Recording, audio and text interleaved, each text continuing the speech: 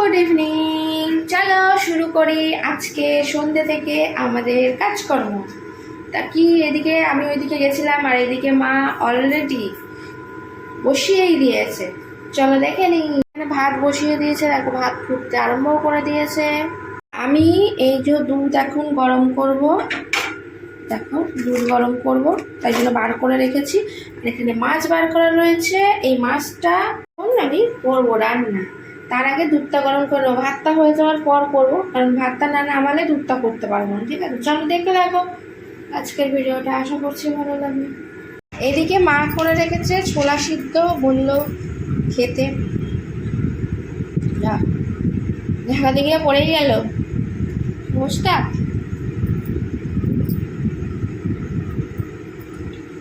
ছোলা সিদ্ধ করার করে ছিল, আমি সিদ্ধ করেছি। গন্ডগোলটা কথা করেছি না, নুন ছাড়া সিদ্ধ করে রেখেছি। আমি জানি না এখন খাচ্ছিল নুন নেই, আমি করেছি সিদ্ধটা।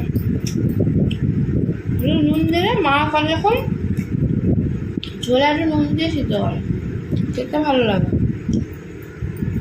কার বলে কাঁচা ছোলা খেলে পেট ব্যথা হলে আমার করে, ওই আমি সিদ্ধ ছোলা খেতে পছন্দ করি, সিদ্ধ ছোলা বা একটু তেলে নেড়ে দিলে। কিন্তু আজকে আমি ভুল করেছি যে ছোলাটা একটু নুন দিই, নুনটা দিলে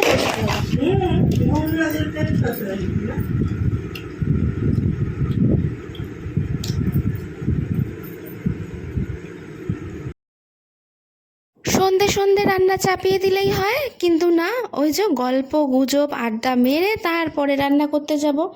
এখন রান্না করতে বসিয়েছি, মানে ভাতটা বসিয়েছিলাম তখনই প্রায় 9টা বাজে।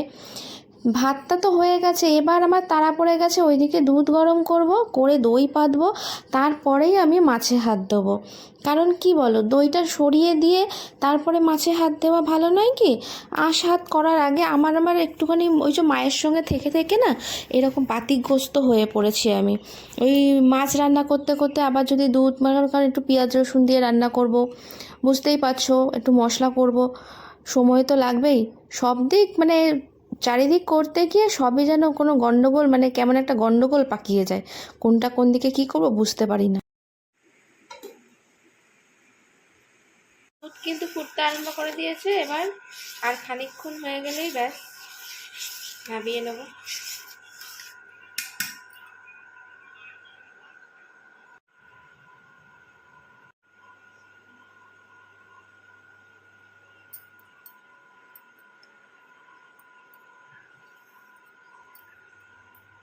বরফ ছেড়ে গেছে, এই যে এখন রান্না করব হলো এই যে পাবদা মাছ। চলো তাড়াতাড়ি রান্না করে নিই, রাত অনেক হচ্ছে, রান্না করতেও তো টাইম লাগবে, 9টা প্রায় বাজতেছে।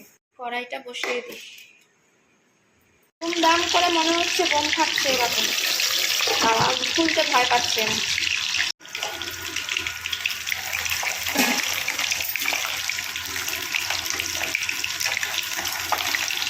এটাতে করা যাচ্ছে না, এখনো কটার সময় হলো।